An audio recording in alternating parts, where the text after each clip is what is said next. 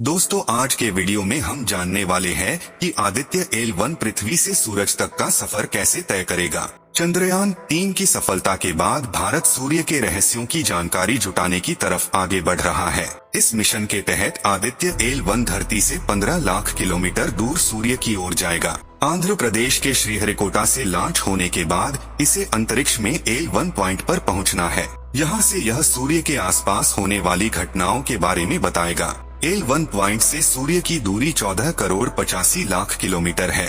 आइए जानते हैं एल1 पॉइंट तक कैसे पहुंचेगा आदित्य एल1। पहले फेज में आदित्य एल1 को polar satellite launch vehicle PSLV से लॉन्च किया जाएगा। इसरो इसे धरती की निचली कक्षा में स्थापित करेगा। इसके बाद कुछ मैन्यूवर के जरिए आदित्य एल1 के ऑर्बिट को बढ़ाया जाएगा, जिसके बाद एल1 की तरफ बढ़ते हुए यह पृथ्वी के गुरुत्वाकर्षण से बाहर निकल जाएगा। गुरुत्वाकर्षण क्षेत्र से बाहर निकलने के बाद इसका क्रूज स्टेप शुरू होगा। इसके बाद इसे एल1 के चारों ओर एक बड़ी हेलो ऑर्बिट में स्थापित किया जाएगा। इसरो के मुताबिक सूर्य के सबसे बाहरी परतों की जानकारी जुटाने के लिए आदित्य एल1 पर 7 पेलोड लगे हुए हैं, जिसमें से 4 पेलोड सूर्य के आसपास की जानकारी जुटाएगा, तो वहीं बाकी के 3 पेलोड एल1 पॉइंट के आसपास रिसर्च करेंगे।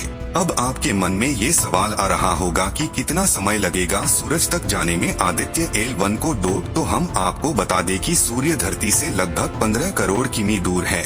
दोनों के बीच लैग्रेंज पॉइंट ही वो जगह है जहां से बिना किसी रुकावट के सीधे सूर्य को देखा जा सकता है। इसरो चीफ एस सोमनाथ ने बताया है कि इसे एल1 पॉइंट तक पहुंचने में 120 दिन यानी 4 महीने का वक्त लगेगा। साथ ही उन्होंने अंतरिक्ष यान में लग थ्रस्टर्स को बीच बीच में चलाने की बात कही थी, जिससे यान की रफ्तार बढ़ सके। एल1 पॉइंट पृथ्वी और सूर्य के बीच एक सीधी रेखा के बीच स्थित है। इसरो के मुताबिक इस मिशन पर कुल 400 करोड़ रुपए खर्च हुआ है।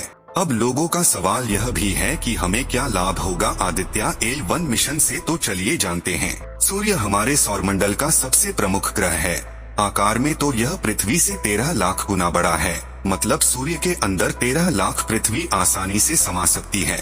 सूर्य हमारे सौरमंडल का ऊर्जा का एकमात्र स्रोत है। इसकी यह विशाल ऊर्जा कई रासायनिक क्रियाओं के फलस्वरूप उत्पन्न होती है। सूर्य की ऊर्जा का प्रमुख कारण नाभिकीय संलयन है। ऊर्जा के निकलते समय सूर्य पर तूफान आते रहते हैं, जिसे सौर तूफान कहते हैं। सूर्य पर हर 11 वर्षों में बड़े सौर तूफान आते हैं, जिसकी वजह से धरती पर और धरती की कक्षा में मौजूद सैटेलाइट और हमारा नेविगेशन सिस्टम के खराब होने का डर बना रहता है। इतिहास में ऐसी घटनाएं हुई है जब इस सौर तूफान की वजह से मानव जाति को नुकसान उठाने पड़े हैं। इस बार 2024 को सोलर तूफान का बाद साल माना जा रहा है, जिसमें ये अनुमान लगाया जा रहा है इसकी वजह से धरती पर और इसकी कक्षा में मौजूद सैटेलाइट सिस्टम को नुकसान पहुंच सकता है। ये हम सभी जानते हैं कि सूर्य एक तारा है और सूर्य खुद की ऊर्जा से चमकता है, जबकि पृथ्वी एक ग्रह है जो सूर्य की ऊर्जा से चमकती है। सूर्य के अंदर हीलियम और बहुत सारे रेडियोएक्टिव तत्व है।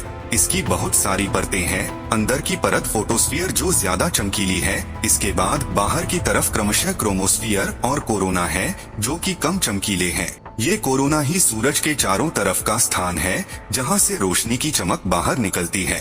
सूरज के सतह पर ज्वालामुखी की तरह हर सेकंड लाखों विस्फोट होते रहते हैं, जिनसे लहरें बाहर निकलती है। इन लहरों को ही सौर तूफान कहा जाता है। ये तूफान ब्रह्मांड में मौजूद तत्वों को आयनाइज करने का काम करती है। इस आयनीकरण के फलस्वरूप इलेक्ट्रोस्फेयर, मैग्नेटोस्फेयर उत्पन्न होता है।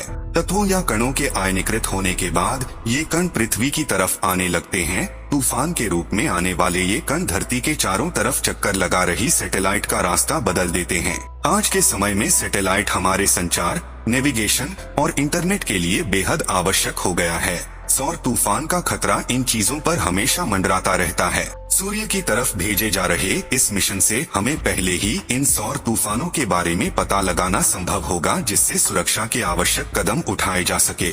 सौर तूफान का सीधा जुड़ाव सौरमंडल से है और उसमें यह सीधे सूर्य से संबंधित है। सोलर तूफान असल में सूर्य से उठने वाली विकराल ज्वालाओं का समूह है, जो वहां गैसों के प्रभाव से होने वाले विस्फोट से पैदा होती है। आपको क्या लगता है, इसरो इस बार भी अपना मिशन सफलता पूर्वक कर पाएगा? हमें कमेंट में जरूर बताइएगा। ऐसे ही और वीडियो देखने के लिए हमारे चैनल को सब्सक्राइब कर लीजिए। नमस्कार।